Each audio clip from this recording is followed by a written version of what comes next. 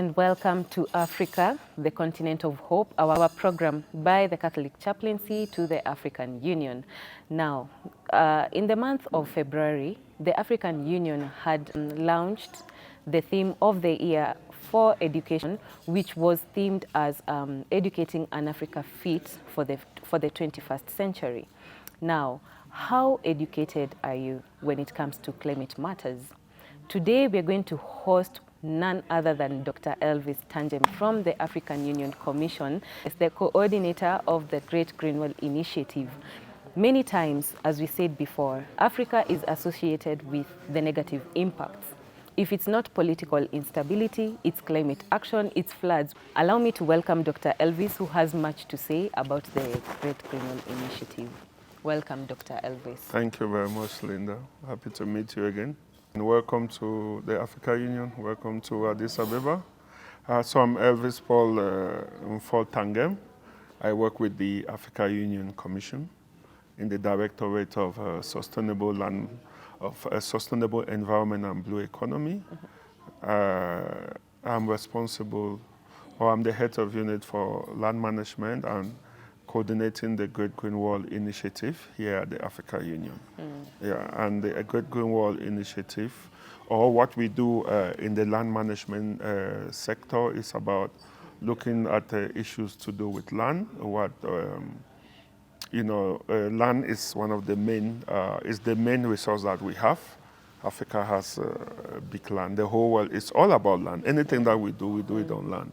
So the sustainable management of land is very important, especially within the context of climate change, within the context of extreme weather conditions, burgeoning population, increased demand for food, for energy, for clean water. So sustainable management of land now is key here at the Africa Union.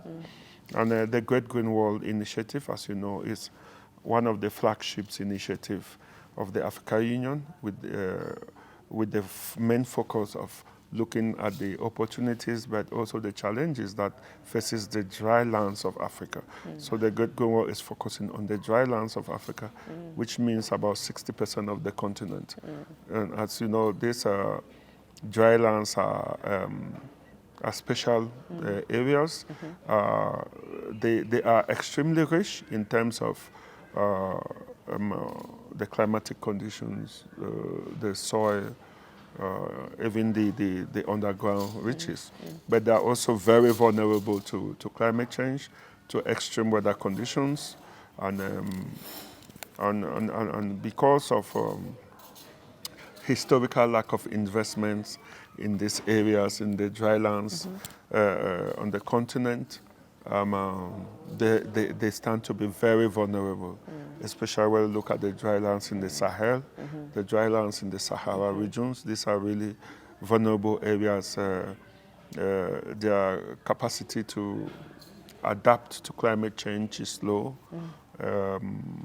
So it leads to a lot of socioeconomic and political challenges too, So that is what I do here, yes, try to see how to look for the right policies, bring in partners, coordinate partners and the efforts of our regional economic communities to see how we can work together through a Pan-African approach. Thank you, Dr. Elvis, for that. I know you have really done some immense work in Africa. Thank and you. The last time we had met at the COP28, that is the Conference of Parties in Dubai, in Sharm el-Sheikh. Yeah. No, wait, in Dubai. That was in Dubai, yeah. It was in Dubai. Yeah. So my question to you is, there are some of the member states that had not yet embraced the Great Greenwell Initiative. Yeah. And these member states, most of them have the cover of the ASAL regions, the arid and semi-arid lands, which the Great Greenwell Initiative can still take a major part and create a major influence to these regions. Yeah.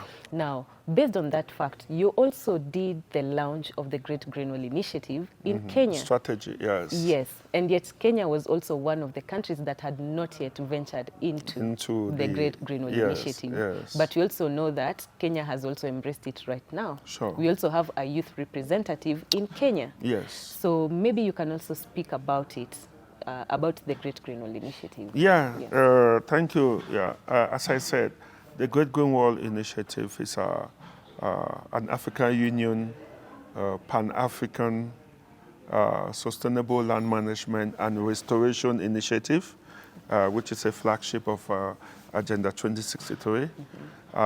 It's an initiative that has an objective, the sustainable management of the dry lands on the continent. As you know, our continent is about 60% dry, arid, semi-arid, and the Sahelian climatic conditions. These areas are special areas. Special areas are not because they are vulnerable areas. No, these are also areas of immense resources.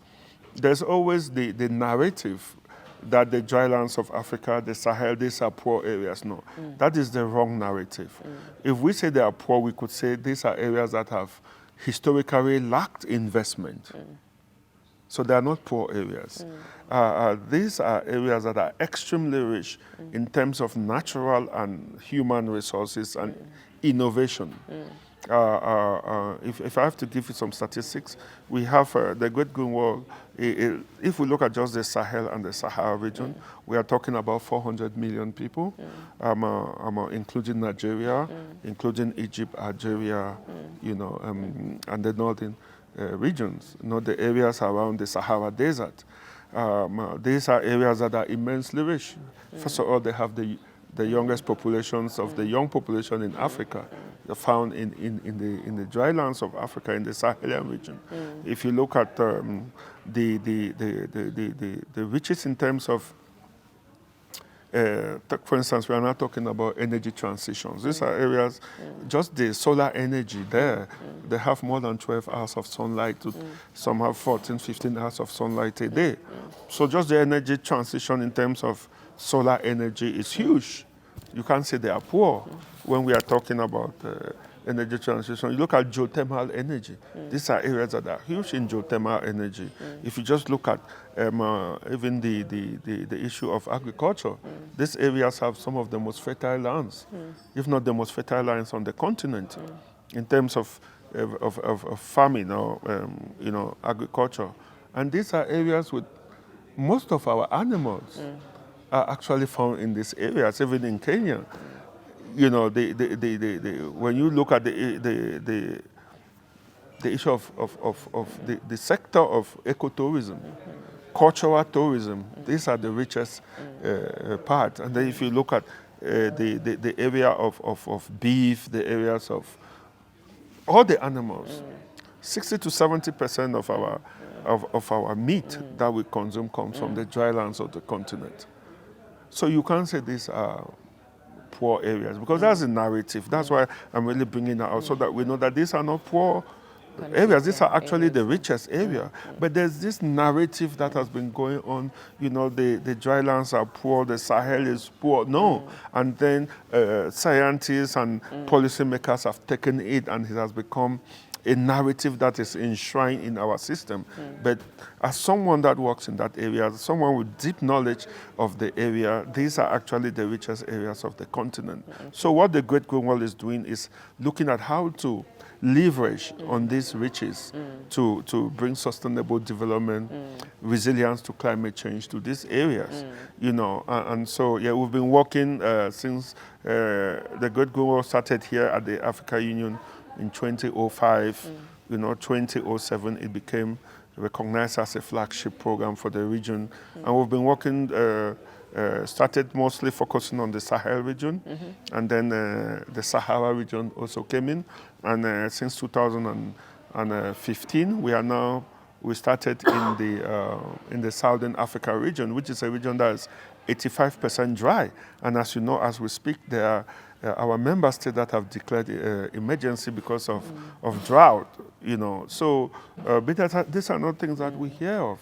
We focus so much on the Sahel, and then we neglect the other drier part of the country. If you look at the IGAD region, we were talking about Kenya, talking about Eritrea, Somalia, Ethiopia, Sudan. These are all very, very dry areas that need interventions from the Great Green Wall. So we have expanded to all those areas.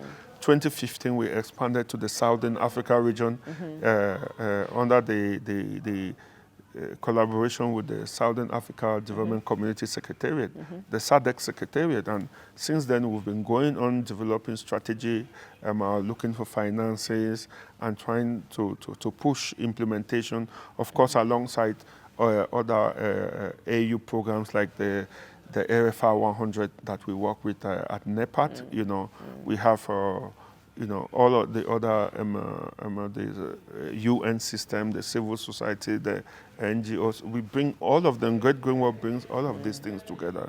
In terms of expansion, yes, we are working to do further expansion. We just got Somalia on board, and we are working now for Kenya to come on board. And we have started this discussion a few years ago, and I think by the time we are going into the end of the year, we will officially get Kenya on board, so that we work through this Pan-African approach to ensure that no of our member states that is impacted by drought, which is increasing by desertification, is left behind. What are some of the other states that you can mention that are part of this Great Green Wall? Oh, the Great Green Wall, we have the whole Sahel region. We have the 11 countries in the Sahel. And of recent, we now have even Côte d'Ivoire. You know, so if you look at Côte d'Ivoire, Burkina Faso, Senegal, Mauritania, Mali, Niger, you know, Chad, Nigeria, Cameroon, part of Ghana, all of these countries. And then you have Ethiopia, Djibouti, you know, Somalia that are now part of it. So we want to see, and then when you go down the Southern Africa region, you have all the 16 member states of the SADC Secretariat of the SADC, starting from Tanzania right down to Zimbabwe, and you have the small island states that are also very active, Seychelles, Mauritius, you have the big island of Madagascar.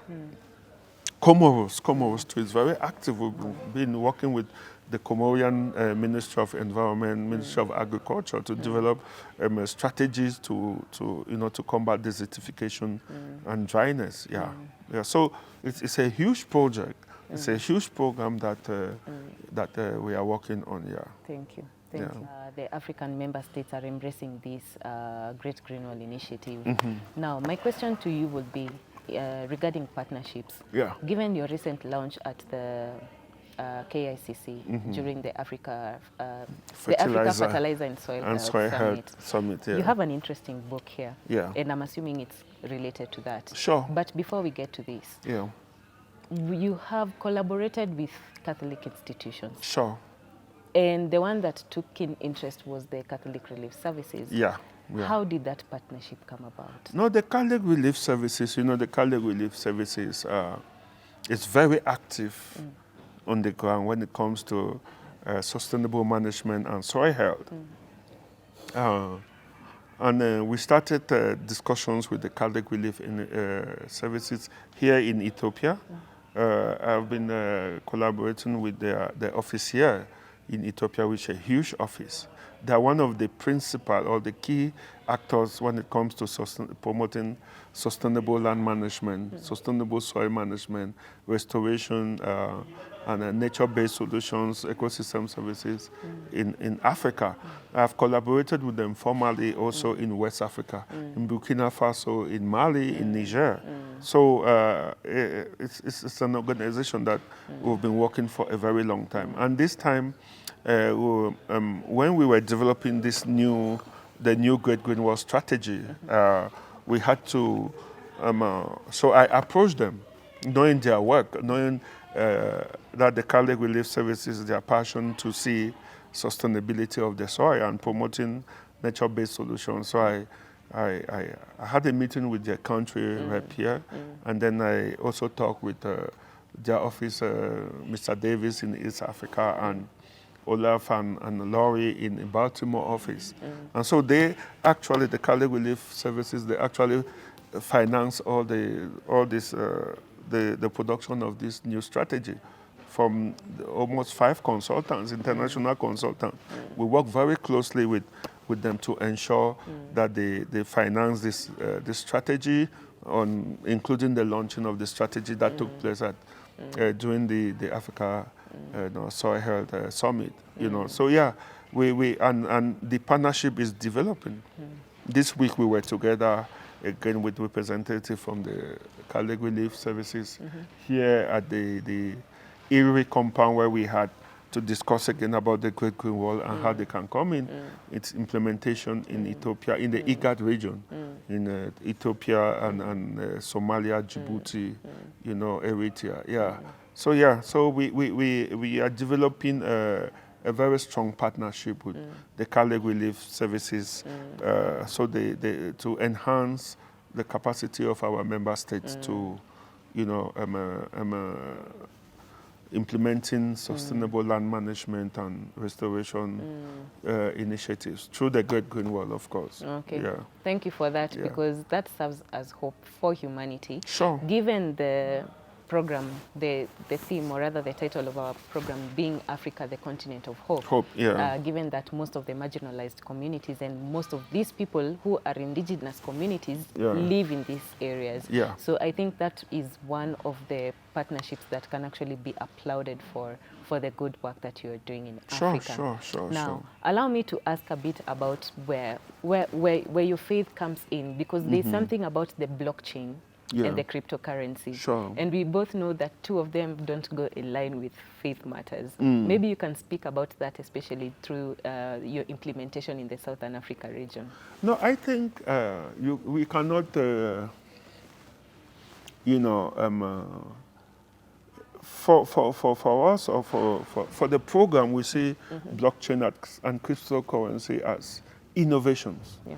Those are contemporary innovations that we cannot ignore, because they have the potential to contribute to alleviation of poverty, to building adaptive capacity of our communities to climate, and to enhance our combating desertification and land degradation. So blockchain is and cryptocurrency.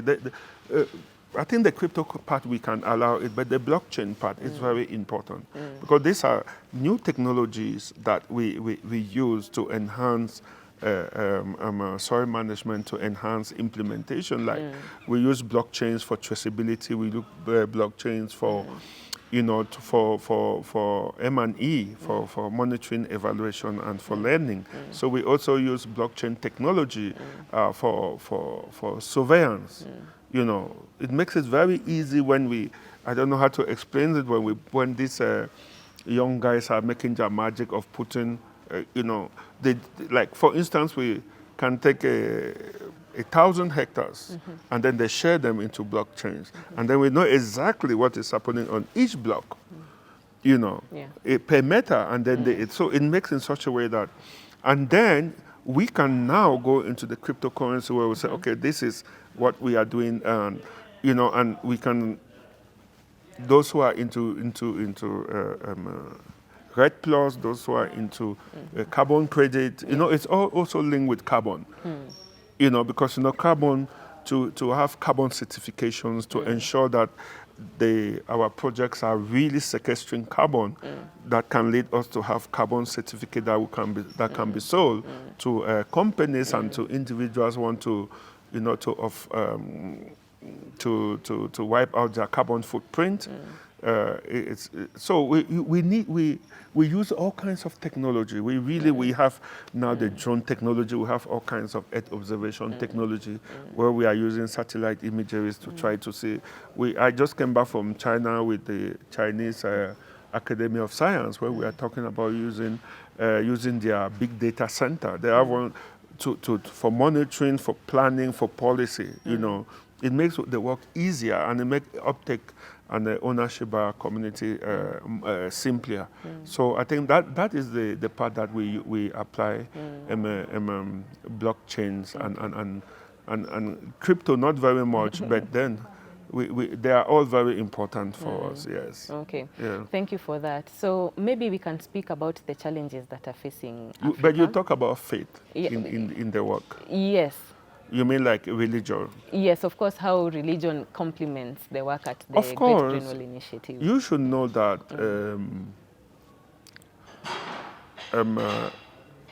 religion, most of our people are very religious. Sorry, that's at the Great Greenwell Initiative I'm itself, talking about, or no, I'm general? talking about the general public, the Yeah. people that, Yes. those in the communities that Yes. we need them. Yeah. So I think, and if you look at Christianity and even the big religion, it's all about protection of nature.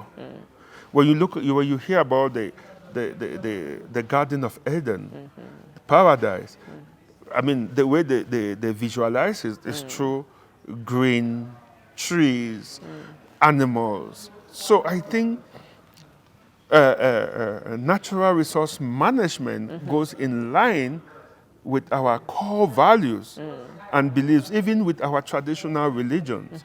If you look at, even today, most of the forests that are still standing in Africa, especially our community forests, those are forests that were classified as spiritual forests.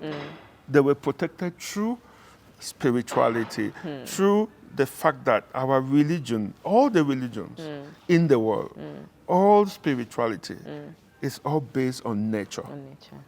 You understand? Yeah. So you will see that we have a natural alignment or a natural partnerships with faith-based organization. So it's so simple to understand why we can work very closely with the Catholic Relief Services. Yes. Why we work very closely with faith-based organizations like Yes. The other. We have SIDSE, we have other CAFOD. Yeah, we have CAFA, and then we have SINESA. We even, yeah. Yes, the young people that we Yes. are collaborating with in Kenya and in other parts of the continent. Yes. So I think faith and religion and spirituality is based on nature. It's based on, they promote nature-based solutions. And even our traditional religions, they promote nature-based solutions. They promote ecosystem services because we believe that all of these things were created by God, and destruction of nature is tantamount to destruction of God's creation. Yeah. So and that is the basic of all our religions, be it Catholicism, Protestantism, Hindu, Islam, and all of them, they preach the oneness of nature. And they preach against wanton destruction of nature. So I think faith is very important. And I've collaborated with a lot of faith, faith-based organization. Of course, the churches and the mosque. And yeah, we even You've have... had the Muslims come. Yeah, the yeah. Muslim I community will too? tell you that we have a green mosque project within the framework Wow. of the Great Green Wall, where we're using they use a lot of water for ablation, for Yeah. cleaning. Yeah. We have a project that we are using. We are collecting those waters to make gardens around the mosque, Wow. especially in the dry lands of Africa, where in the Sahara region, where water is very scarce. Yeah. So we can say it's placing new gardens of Eden. We are placing in now Africa. new gardens of Eden in Africa. Yeah, that makes a lot of sense. And Yeah. it's quite encouraging to see that the Great Greenwell Initiative is embracing the Catholic Church. Of course. And other faith-based Of course, organizations of such course, as the yes. Muslim Society. Yes. Because they are key in these They are key. processes. Easy. Advocacy, actually, Advocacy that is the is word I was key. looking for. Yeah. Yes. If we want to advocate, if we want local or community ownership Collaboration, yes. at the grassroots, Yeah. the faith-based organizations are the best place to go. The churches, the mosques, the temples, those are the real places to start. Because not only do the religious leaders have a different level of connection with their people, because it's about their spirituality, it's about their soul, it's about their life. So once our spiritual leaders, our religious leaders understand and take up this, it becomes far more easier for us. Yeah. I think this is the perfect sense of creating hope Sure. for the African continent. Sure. But with hope, it also comes with challenges. It comes with responsibility. And with responsibility. Yeah, So maybe you can yeah. touch a little bit about that. regarding the Great Green Wall Initiative implementation? Of course, of Maybe course. just a few in terms of maybe collaboration itself with the partners, or maybe implementation through the member states. Yes, Briefly. you see, Yeah. the climate change, because all is about climate change, Yes. actually, Yeah. and you know, and management of our natural environment. Climate change and the challenges of weather and climate that we have today is huge. It's huge, and it is not, and the impacts and the consequences are far-reaching. If you take, for instance, the challenges that we are facing today with climate security, climate change has exacerbated conditions for insecurity, for state fragility. You understand? Yeah. When you look at in the Eastern Africa region, in the Southern Africa region, already I'm telling you about countries like Malawi, Lesotho, Yeah. you know, Zambia that are under state of emergency because of extreme drought. What does drought do? Drought eats up all the nutrients from the ground. It leaves the ground bare, which means products, the yields drop by 90 to 100%. The animals do no longer have their rangeland for feeding, which means it puts a lot of stress and strain on the community. And at one point, if it continues from long like what we see in Somalia, the communities have to move. And where are they moving to? They are moving to places that are also facing a lot of other challenges. And how are they moving alone? No, they are moving with the few cattle that have been left with them. Yeah. And when as they move, they are infringing into the resources of other communities. And what does that lead to? Conflict. And what does conflict brings? Destabilization of the local community. Yes. And what does this have as impact? The youth, they leave. The youth, they migrate. They want to migrate. They are going to Yemen. They are going to America. They want to cross the Red Sea. They want to cross the Mediterranean. And that is complete losses for us. And then as they are moving, they become very vulnerable to bandits, either to become bandits or they are exploited by bandits. Oh, yeah. You understand? Yes. Or they are exploited, their vulnerability are exploited by extreme groups. You know, all these non-state arms group that are just there in the wild. So these young people that don't have jobs, Yeah. they are not going to school. Their livelihood and their subsistence, subsistence means, which was about farming and animal rearing, have been destroyed. So they become vulnerable to anybody that offers them anything. So yeah, so those are the challenges that we are now facing in the Great Green Wall. Okay. Because instead of now just focusing on land restoration, combating desertification, we are now looking into issues of peace and security, Yes. migration, job creation. You understand? So, and that is why we developed this new strategy. This new strategy is taking into consideration what we call the emerging challenges and the emerging opportunities also. You know, and when you talk about partnership, we have huge partners. At the national level, we have our member states. We have the regional economic communities. We have the global system. We have all the UN system that we work with. We have the private sectors and the non-governmental actors like the CSOs, the CBOs, the youth organization. So we have multiple number of partners at different layers. But also you should know that the more partners you have, the more opportunities, but also it comes with more challenges. It also has a consequence. It has consequences tied to it. Yeah. Nothing comes for free. Yes. You know, so it becomes now, how do you leverage on the strength of all the partners? And some of them, they have conflicting approaches, they have alternative approaches. And, you know, so what I do is, how do you work on thin lines. You balance them. You have to balance them. Yeah. You know, you don't, and that is the whole idea of partnerships. You know, Because How I'm do you assuming balance? maybe when you're having like a Catholic relief service and you have someone like probably a member state that doesn't embrace the Catholicism, Yeah. so maybe that Yeah. might be a challenge of implementation. Yeah, that one now, what we do is we focus on, you don't look at the content now, you look at Yeah. the content, right? Oh, yeah. What is the partner delivering? Okay. You see, is what is their deliverables.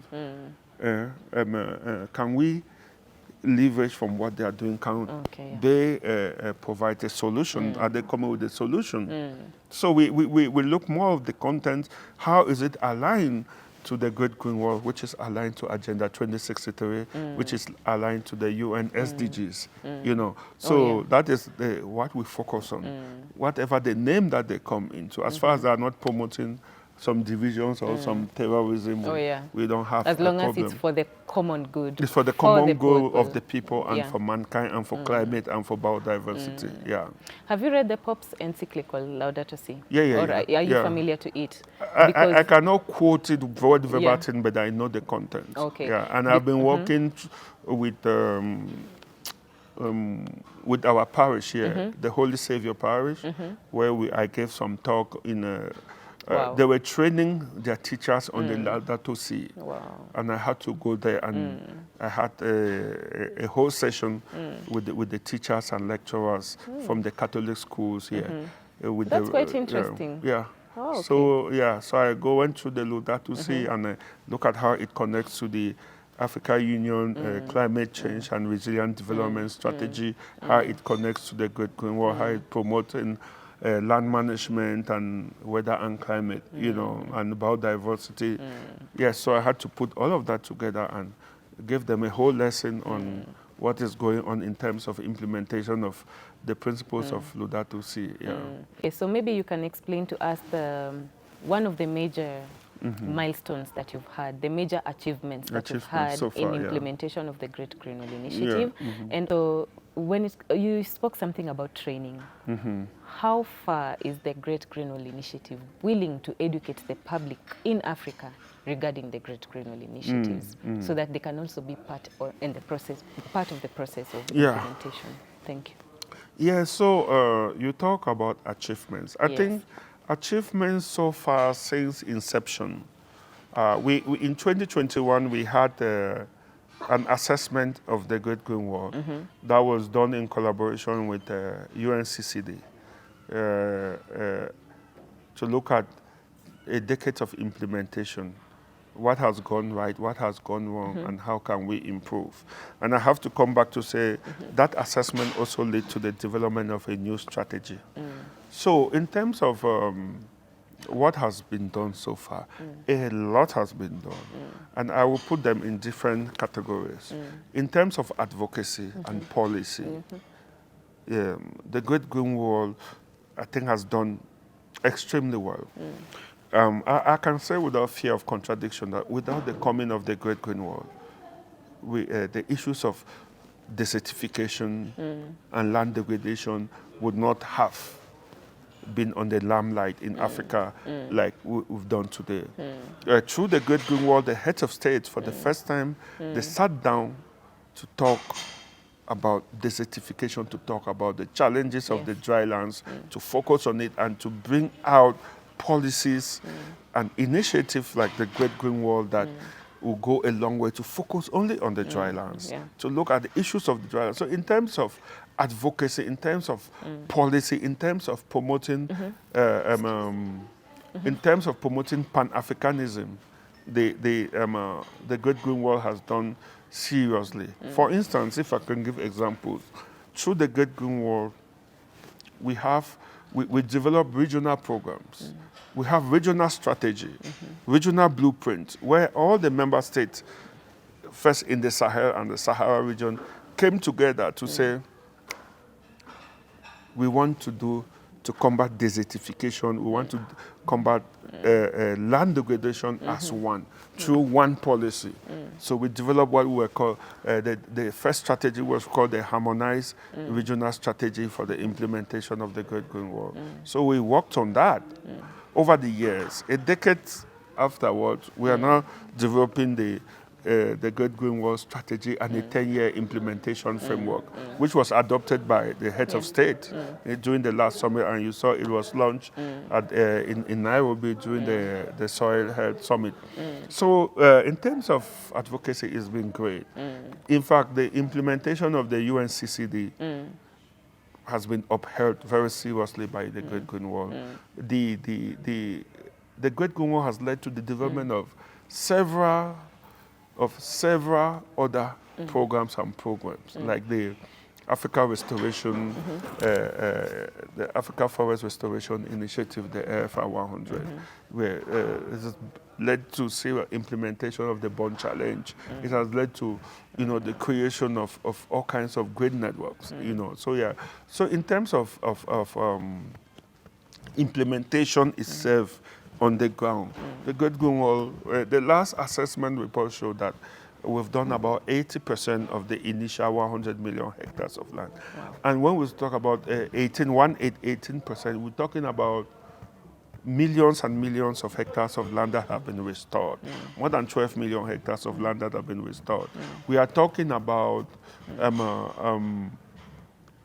trees that have been grown, not planted. We've planted billions of trees, and billions of other trees have been grown across the whole Sahara and Sahel region. We're talking about jobs that have been created. I'm talking about decent jobs that have been created among young people because of the Great Green Wall. Yeah. We're talking about millions of dollars that have been generated through Great Green Wall projects. Yeah. And other billions of dollars that have been raised to support our member states in the Great Green Wall. That has also has trickled down effect on agriculture, on water. So we in terms of achievement, it's been great so far. And when you look again in other sectors like global, the implementation of global multinational environmental agreements on the continent, the Great Green Wall has contributed immensely to ensure that global agreements like the climate change, like the CCD, like biodiversity. Yeah, if you look even the preamble of the Great Green Wall, the heads of state said the Great Green Wall was to be used as a platform for the implementation of the 3 Rio Conventions. Okay. So in terms of achievement, it's been great. Of course, without challenges. We have a lot of challenges. Yeah. We had challenges. We had competing challenges from other sectors. We have conflict that are eating into a lot of our national budget. We have health challenges. The HIV/AIDS. We have the recent COVID-19 that completely, wiped out money of our economic industry. So it made in such a way that investment in important programs like the Great Green Wall was stifled because a lot of funds were put into health sector, a lot of funds, and all of these things are connected. One of the biggest challenges that we have today is climate-related conflict and state fragility. So if we restore the lands, if we make the lands to be fertile, if we have enhanced fertile soil, it's going to stop conflict. Because the farmer-grazer conflict, which is the biggest natural resource use and access conflict, is because of land degradation. So if we resolve that conflict, the state will have more money to put in other areas, in infrastructure, in education, and in health. And if you look at the links between health and land degradation, is huge. If you look, that's why now the Africa CDC is promoting the One Health approach, because health, when the land is degraded, it means food is degraded. It means our children, our people don't have organic and nutritious food for consumption, and that leads to vulnerability to diseases. Yeah. And if you look at the clearing of the destruction of our ecosystems, also bring in vectors carrying insects like mosquitoes. Yes. So it's all linked. So Great Green Wall it's all connected.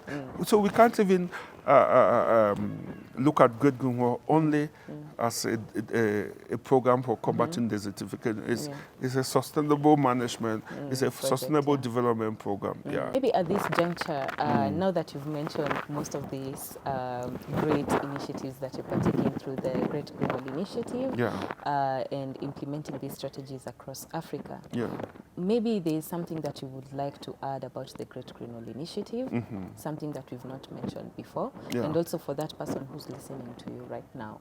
Maybe they would also want to engage either as a member state or a civil society organization, given also the recent launch you had with youth engagement under the Great Green Wall Initiative. Please elaborate on that. Yeah, I think the Great Green Wall is huge. The endeavors are huge.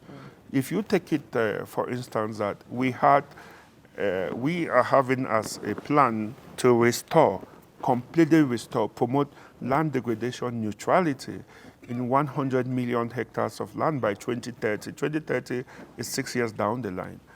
So we need all hands on deck. You understand? Yes. And then we have to restore the land mass that needs restoration, that needs zero degradation in Africa. It's about 900 million hectares. That's almost 1 billion hectares.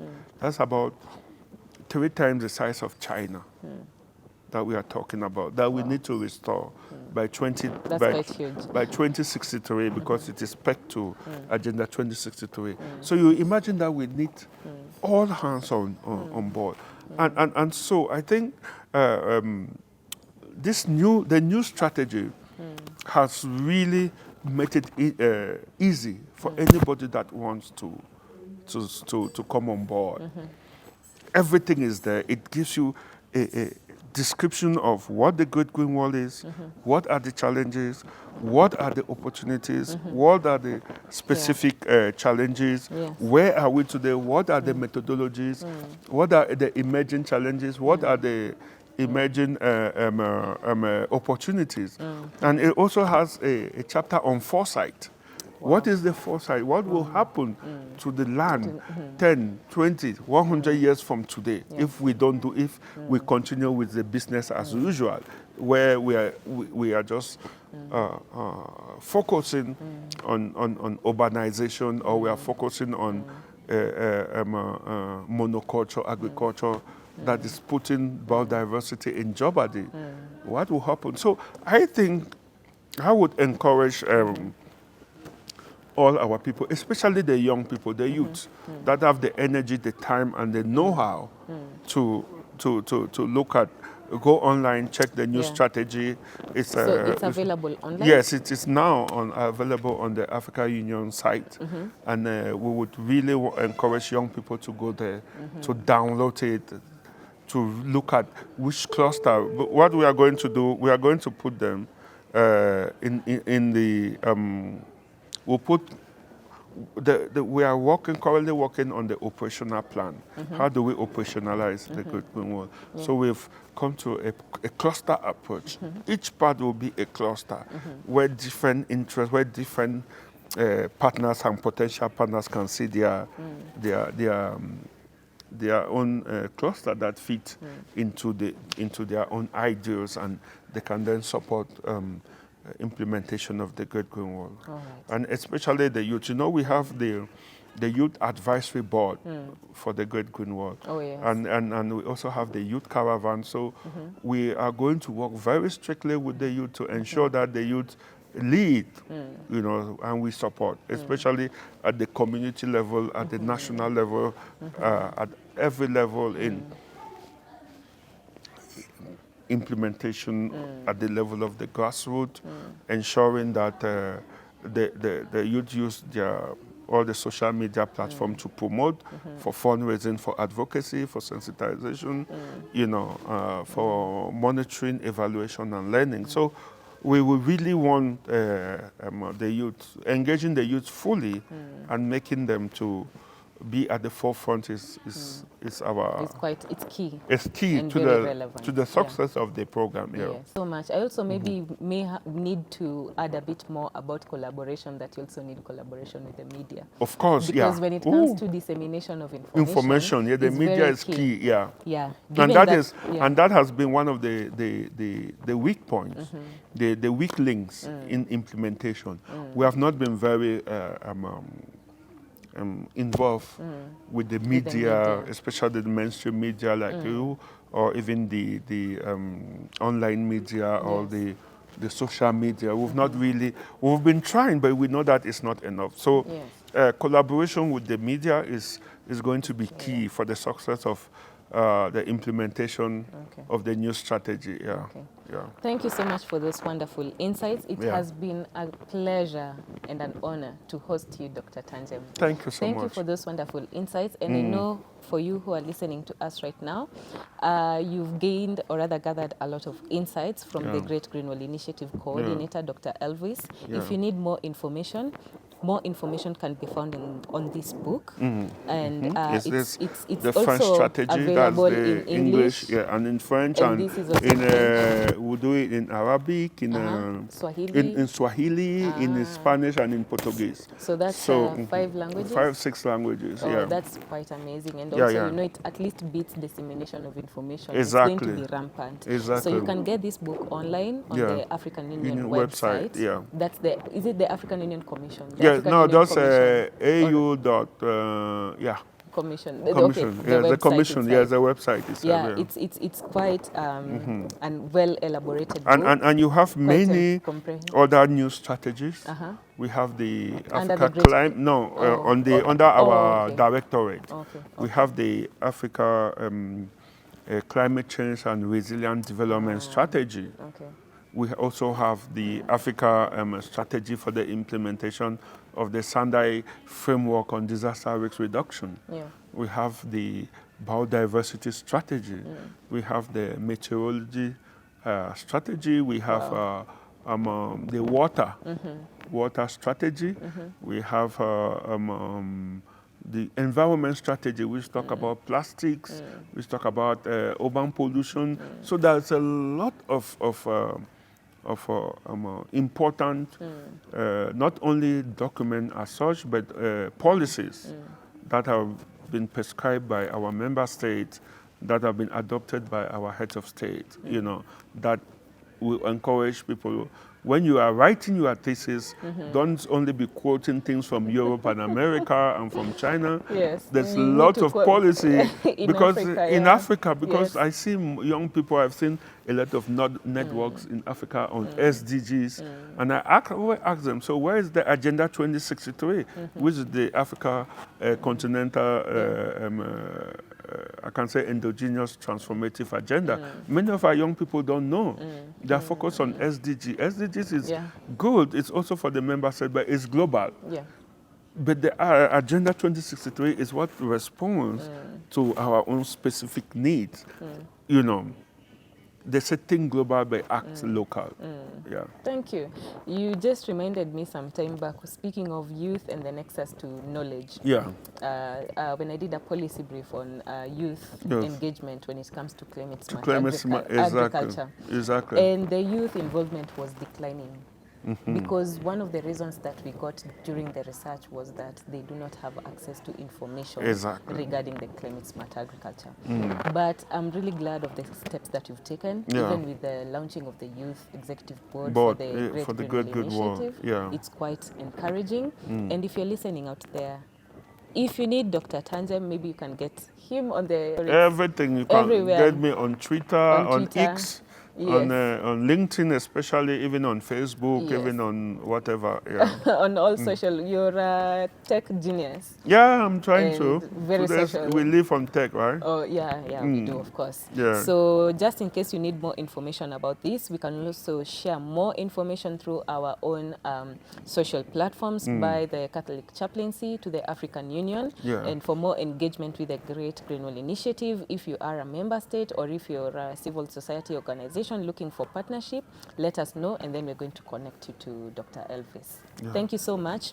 It has been a pleasure once more hosting you, Dr. Elvis. Thank you, and God bless. Thank you so much, Thank and you may so God much. bless you too. Amen. For now, it's goodbye. Goodbye. I have been your host, Linda.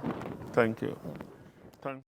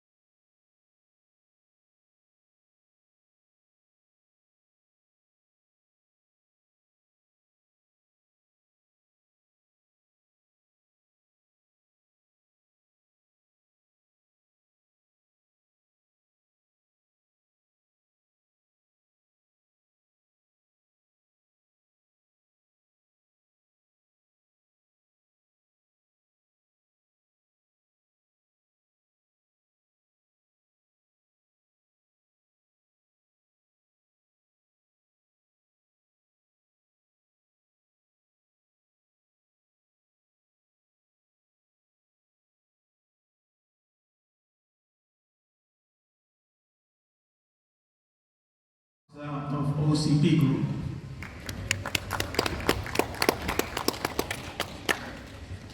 All right. Let's just wait. Thank you and welcome. Please join us.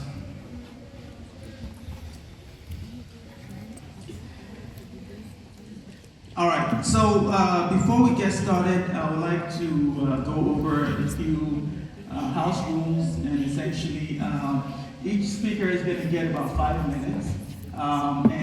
Once you get to like the 4th minute, when you have 60 seconds left, I'm going to raise my hand just to signify that you're running out of time. So if you'll please stay with that. So please go ahead and sit down. political custodian of the Great Green World to promote it.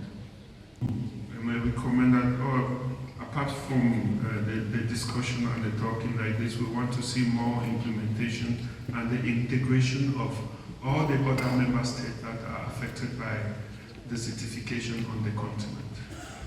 Africa, the Green Wall of Africa.